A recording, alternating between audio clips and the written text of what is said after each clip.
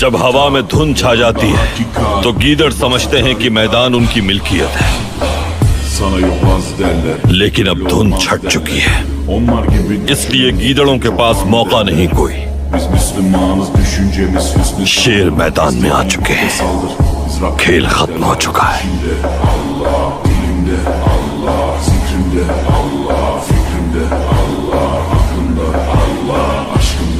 Allah, aslında Allah, kanında Allah.